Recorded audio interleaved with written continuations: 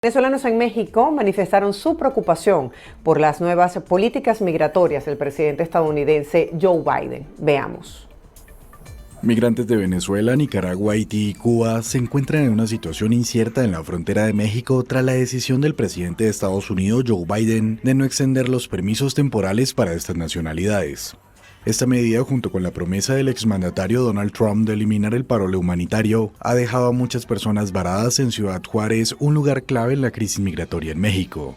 Jesús Enrique Valenzuela, del Consejo Estatal de Población, señaló que estas decisiones afectan el flujo de personas y mantienen a muchos atentos a los cambios en la política migratoria. Sabemos que todavía hay muchas personas seguramente expectantes, ¿no? Atentas a la dinámica política internacional. El 4 de octubre, el gobierno de Biden anunció que no permitirá que las personas de Cuba, Nicaragua, Haití y Venezuela que ingresaron al país bajo el programa Paro Humanitario puedan extender el beneficio por más de 2 años. Más de 500,000 de personas de estas nacionalidades han llegado a Estados Unidos bajo este programa, que fue implementado para venezolanos en 2022 y ampliado a las otras 3 nacionalidades en 2023. La medida se anunció en un momento en el que Trump criticó el programa, afirmando que de ser electo nuevamente lo eliminaría. Migrantes que llegaron a México con la esperanza de obtener asilo en Estados Unidos ahora se sienten desanimados ante la nueva política. Algunos, como Leonel Martín Olivas, expresan su preocupación por quedar en un limbo sin poder regresar a sus países ni avanzar hacia Estados Unidos. Bueno, ante todo nos sentimos muy preocupados porque, por ejemplo, en mi caso, yo salí de mi país porque soy perseguido político y en ese hecho ya no podría regresar a mi país, y si tampoco me dejan entrar a Estados Unidos, entonces me perjudica mucho porque quedaría en el aire, no sabría más qué hacer. El cambio de las políticas migratorias ha generado incertidumbre para quienes buscaban una oportunidad de vida mejor, en un contexto en el que la migración sigue siendo un tema central en la campaña electoral de Estados Unidos.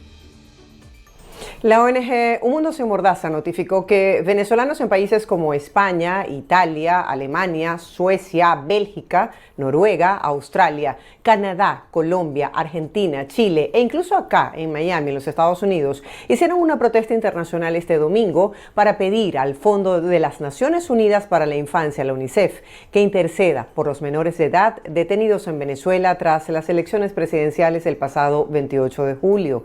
De acuerdo con la información de Foro Penal, 68 adolescentes entre 14 y 17 años aún siguen detenidos de manera arbitraria luego del 28 de julio, día de la elección presidencial en Venezuela. Por su parte, el partido 20 Venezuela, liderado por María Corina Machado, señaló que los derechos de los niños no son negociables, por lo que exigieron se respeten sus derechos y sean liberados lo antes posible.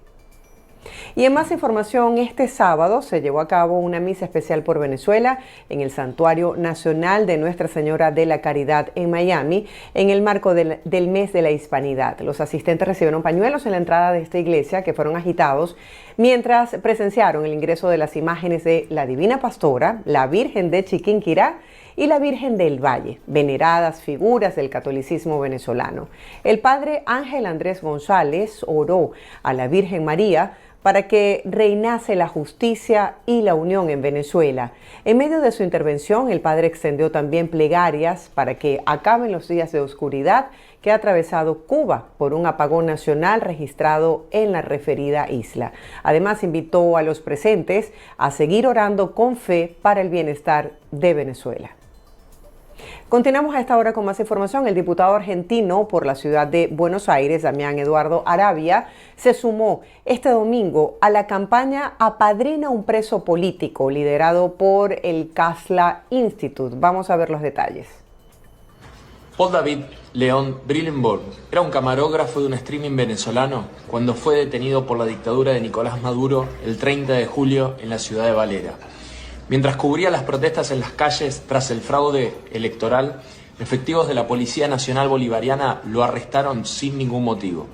Lo acusaron de terrorismo, sin pruebas, y lo trasladaron a la Dirección de Inteligencia Policial.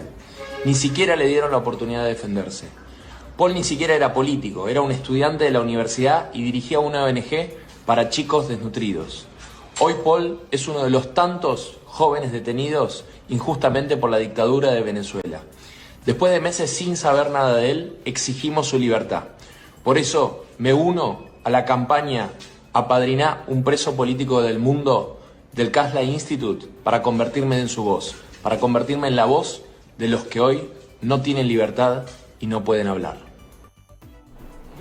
Bueno, desde aquí nos hacemos justamente solidarios a ese llamado que se hace en otras partes del mundo para pedir la liberación de todas esas personas en nuestro país que han sido detenidas arbitrariamente, especialmente de nuestro camarógrafo Paul León, quien todavía permanece privado de libertad. Continuamos a esta hora con más de las 7 de las 7. La secretaria general de la Federación Venezolana de Maestros, Leila Escobar, destacó cuál es el valor de sus ingresos en la actualidad. Vamos a profundizar. No hay anuncio de aumento salarial, se habla de que tenemos un ingreso, sí tenemos un ingreso, pero la ley habla de salario. Y el salario de los docentes no pasa más allá de entre 20 y 30 dólares.